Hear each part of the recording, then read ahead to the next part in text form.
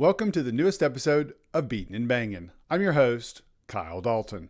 In today's episode, I've got some interesting comments from Ty Gibbs on the relationship with his former crew chief. Plus, we have some silly season news, including the announcement of another driver for 2025. Plus, some news from Spire Motorsports and Hayek Motorsports. Team co-owner Brad Daugherty had several interesting things to say about the switch from JTG Daugherty and how the deal with Kroger all went down. It's not what you've been told. Plus, for the remainder of this year, I'm going to put together various lists that provide a look back at 2024 from a unique perspective. What exactly do I mean? Today's list is a perfect example, as it is 10 controversies in 2024. However, before we get to that, I want to go back to Friday and the fallout from the news that Denny Hamlin's crew chief Chris Gabehart is moving up to be the competition director at Joe Gibbs Racing. I talked about Hamlin's shock on Friday. I didn't talk about the remarks of the other driver involved in the moves, and that's Ty Gibbs. The 22-year-old's crew chief of the last few seasons, Chris Gell, will be moving over to the number 11 team in 2025. Gibbs' replacement has yet to be named. Fox's Bob Pockrist asked Gibbs before Friday's award show in Charlotte about his thoughts on the moves. I think we maybe hit a plateau for sure, but I don't think nothing was off. I think that we still have a great relationship, and we worked really hard this year, and I know they worked extremely hard. But I think stuff changes. I think my grandfather won 3 Super Bowls with 3 different quarterbacks, so I think stuff changes, and it's healthy, and I think that kind of all worked its way when Gabehart was going to go do this deal. So I'm hopefully excited for the future, and hopefully we'll run really great next year. What are you looking? Gibbs suggesting he had plateaued with his crew chief is an interesting choice of words when you look at their time together. They first paired up in 2021 when the driver debuted in the Xfinity Series, and he won his first race on the Daytona road course. He won 4 races that year, running a limited schedule. In 2022, the duo teamed up to win 7 races and, more importantly, win the Xfinity Series title. Last year, Gibbs won Rookie of the Year in the Cup Series, recording 10 top 10s, including 4 top 5s. This year, the number 54 pilot improved on those numbers, earning 12 top 10s and 8 top 5s, respectively. He also won the pole twice in 2024. The numbers indicate the number 54 team hasn't plateaued, but is trending in the right direction. Whether or not Gibbs continues heading in that same direction with a new crew chief will be something to watch in 2025. On Monday, Spire Motorsports announced the hiring of Matt McCall as its Director of Vehicle Performance. It was the final piece of the puzzle that came undone on November 9th when it was announced that Matt McCall and Brad Keselowski would be parting ways after working together the previous 3 seasons at RFK Racing. That initial move came as somewhat of a surprise to fans, considering the pair's recent success, which included Keselowski snapping his 110-race winless streak in the NASCAR Cup Series in May with a win at Darlington and making the playoffs, where he bowed out after the first round and finished 13th in the final point standings. Last Thursday, Keselowski announced his crew chief replacement would be a reunion with Jeremy Bullins. 2025 is another season of change for myself and the 16, and I'm excited to bring Jeremy Bullins back as the crew chief. We had so much success together, and with 5 wins, the NASCAR Cup Series, nearly winning the championship in 2020, 3 owners' titles in the NASCAR Xfinity Series, he and I have really clicked our entire career. I can't wait to see what we can do in 2025 and beyond. In the Spire press release on Monday, McCall said the following: Spire Motorsports' upward trajectory has been impressive, and I look forward to becoming part of the success. I've had a long relationship with Jeff Dickerson, and I've known him for close to 25 years. I got to know him when he was doing driver representation, and I was trying to carve out a career as a driver. We built a great relationship and have always stayed in communication. The way things panned out, there was an opportunity to come to Spire. We always wanted to work together, and the timing was right. That was a big part of my decision. Knowing what's been built here and what the future looks like is exciting. So when you listen to Keselowski talk about Bullins and then you read McCall's remarks, can you tell who initiated the split at RFK? All we really know is both are putting good spins on the situation and looking forward to the future. Only those close to the matter truly know What happened? The reason I bring all of that up is because of an interview I heard on Friday with Brad Daugherty on SiriusXM NASCAR Radio. The NBC analyst talked about the newly rebranded Hayek Motorsports and what all happened for it to take place. Take a listen. We had a great relationship for 15 years with Kroger as a partner, as a brand partner. They did a tremendous job. And even with that being said, it wasn't the partnership that everyone thinks that they were just writing these massive checks to let us go racing. That's not how it worked. I mean, they came in and they handled the lion's share and were the main, issuer of funds for us to race. But we still had to go and earn money to partner with them in order to make our race team work. And so, that partnership's going away. And, I saw some comments that were made that they were deciding to go in a different direction because they wanted the chance to win and do. Well, that's not all true. We had the opportunities to rekindle that partnership, but we divided our company in a way and separated our company in a way that we wanted a fresh start over on the Hayek side. It doesn't seem, if you look at it from the outside, not like it's the wisest thing to do to walk away from that opportunity, but we felt over on our side and what we're trying to accomplish, to going in a different direction would give us the opportunity to branch out and to participate with some different vendors who may potentially want to be in the sport. But it was not a decision that was handed down to us that we're not going to partner with you anymore. We were actually offered that partnership, and we decided to go in a different direction. I just wanted to clear that up because there's so many comments and there's a lot of innuendo. You heard Daugherty mention how he saw some comments made that Kroger was deciding to go in a different direction because they wanted the chance to win and do well. I'm fairly confident he was referring to the remarks of Brent Cox, Kroger's Director of Health and Baby Care, when he described the move to Forbes during the announcement of the new sponsorship with RFK last Tuesday. Quote, "We really were looking to get to a bigger team and have more opportunities to frankly go out and win some races." End quote. Whether it was Kroger looking to get to a bigger team and win races, or it was Daugherty and the new ownership group at Hayek moving on to new things, we'll likely never know the full story.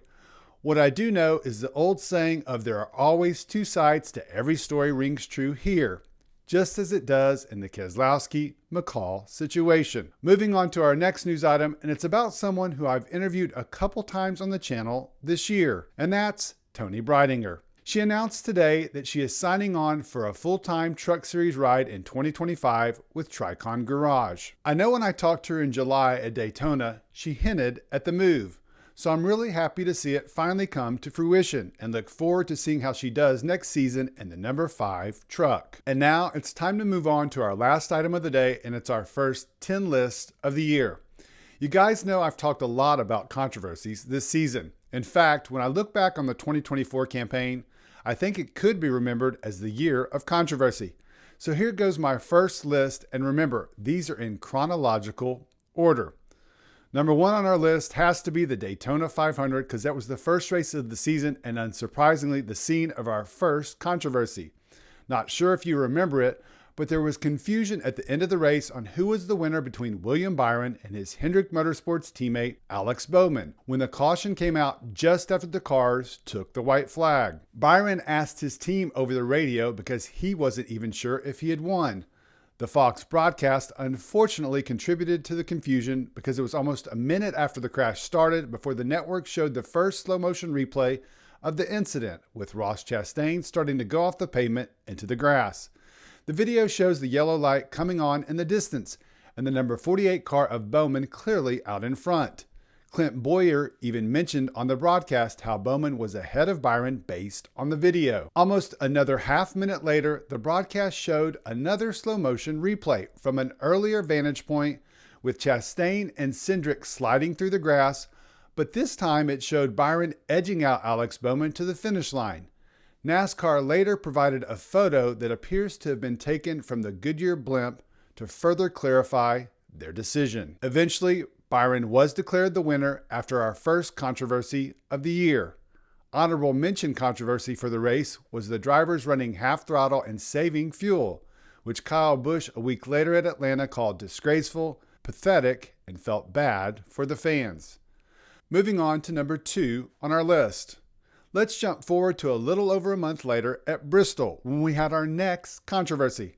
That was the shocking tire fall-off at Thunder Valley. It was described as chaotic when it was happening, and the fans viewed it as entertaining. But that wasn't at all how Ryan Blaney saw it after the race. What's fun about riding around, creeping around there? Can't run 50 laps unless you blow a tire. You got guys with blown stuff creeping around the racetrack. I can't believe there wasn't an accident when everybody blew a tire there before the last pit stop. You know what it reminded me of? Like the first half of the race, it reminded me of, it was the Daytona fuel saving. Yeah. Is what it was. It literally, we were 2x2. You're creeping around there, quarter throttle, saving your tires, and you just don't know when you want to go or not. So they say they still brought the same tire, but that is absolute BS. Moving on to number 3 in our list, and it happened a couple weeks later at Richmond when Denny Hamlin won the race, but did so in controversial fashion. The number 11 car jumped the final restart in overtime ahead of his teammate Martin Truex Jr., who had dominated the race, and no penalty was called. A couple of days later, NASCAR Vice President of Competition Elton Sawyer appeared on SiriusXM NASCAR radio to discuss the final restart at Richmond. And as I looked at it yesterday, again, multiple times, there's no doubt he rolled early. And, again, it's a bang-bang call. It's at the end of the race.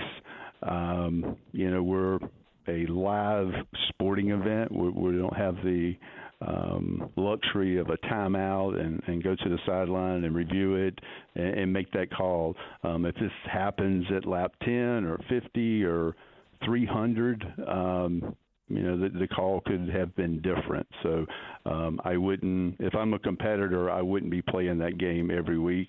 Unfortunately, that was Sawyer's first explanation of NASCAR's actions for the season. There was more where that came from. The number 4 controversy of the year occurred in early May at Kansas.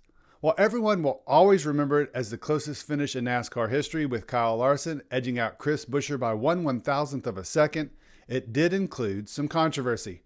Remember how the start-finish line wasn't straight and appeared to be painted crooked? Unsurprisingly, that created confusion and a response from RFK Racing. It also resulted in a new painted straight line for the fall race. Number 5 on our list came at the Brickyard in July. Again, it was all at the finish. Notice a theme developing here? It occurred when Ryan Preece went for a spin and hit the inside wall with 2 laps remaining. It was pretty clear the number 41 car was not going to be able to continue. But NASCAR didn't throw a caution until after Kyle Larson had come around the track and taken the white flag. Many fans took to social media and cried race manipulation. They had no idea. Moving on to number 6 on our list, and it happened a couple weeks later after the Olympic break and once again took place at the end of the race when Joey Logano got the lead on an overtime restart and appeared to be headed for victory at Richmond, when Austin Dillon drove into the rear of the number 22 car and sent him for a spin before turning down the track and hooking Denny Hamlin into the wall. That finish was understandably controversial. NASCAR's penalty was also called into question because they allowed Dillon to keep the win but none of the spoils, like the playoff berth. The other controversy from that race was Joey Logano's aggressive driving on pit road after the race, which earned him a $50,000 fine. Our number 7th controversial moment in 2024 happened late in September at Kansas when Josh Berry was involved in a first lap crash with Harrison Burton. The number 4 pilot had flat tires and needed a tow to pit road so the team could put on new tires and the car could continue. Instead, NASCAR ruled the Stewart-Haas racing car was out of the race. Rodney Childers was understandably unhappy about it and let it be known on social media. Quote, "I've seen a lot of things over my 25 years in the Cup Series, but that's the most screwed up thing I've ever seen or been involved with. All we needed was tires with air in them. And how many times have we drug cars to the pit stall to put tires on them? Why today?" End quote. Moving on to number 8, and interestingly, the incident with Josh Berry at Kansas had lingering effects the following week at Talladega. NASCAR officials were gun-shy after catching so much flack for what happened the week before with the number 4 car at Kansas. So when the biggest crash in Talladega history happened late in the race with 28 cars, it was pure chaos and random how the cars involved were treated. Here's what Elton Sawyer had to say about it. Based on, our experiences last week at Kansas, and looking at what happened there with the 4-car, we felt like, we probably could have made a different call there. We had a good car that probably just needed tires last week. So as we went into this week, we wanted to err on the side of the competitor. Again, we don't want to put good cars out of the race. We had a situation in turn 3 where we've got 25 plus cars down there. We're not sure why they can't continue. We don't know if it's strictly because they're just in the grass, they're high-sided. So for us to make a determination that, they've got some suspension damage and can't continue, that puts a lot on us that, again, we want to err on the side of the competitors. Once we got the 14 and the 9 back to pit road, they made their small repairs that they can make on pit road and went out and met minimum speed. So we felt like we made the right call there.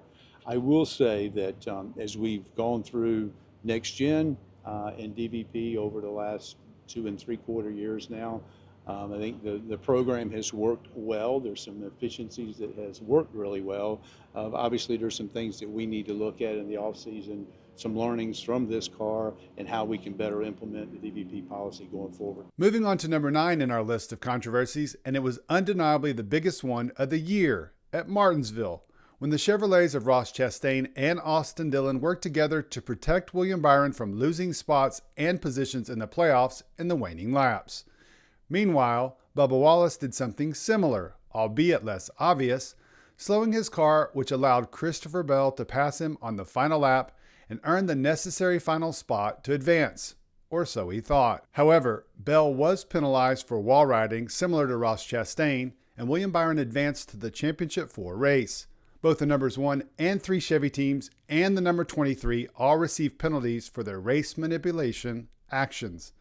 Several days later, COO Steve O'Donnell acknowledged in the State of the Sport address how everyone at NASCAR was pissed off when they saw what happened at the paperclip. And finally, our 10th and final item on the list of controversies is no surprise because it happened in the final race of the season. What is a surprise is this controversy didn't occur in the final laps. It actually occurred after the final lap when Joey Logano crossed the finish line first and was crowned the champion. Many fans have complained that Logano isn't a legitimate winner because of the season he had and that the format is the problem. As I've said on this channel, I'm okay with the format. I think Logano is a worthy champion as evidenced by his 4 wins this year, which is only second to Kyle Larson's 6. But I know a lot of you don't agree with that, and that's why it's controversial. And appropriately enough, why it wraps up our list of top 10 controversies in 2024. All right, guys, that'll do it for this episode. I want to hear what you think. Let's start with Ty Gibbs' remarks on Friday. Do you think he and Chris Gale had plateaued? And what do you expect out of the JGR driver in 2025? And what did you think about the comments of Brad Daugherty? Who do you believe, Kroger or Daugherty? And what are your thoughts on Tony Breidinger getting a full-time truck ride in 2025? And lastly, what did you think of the 10 controversies I listed? What did I miss? I'm sure there are some you can think of that I didn't include. Thanks again for checking out the latest video and supporting the channel. I really and truly appreciate it and hope you have a great rest of your day.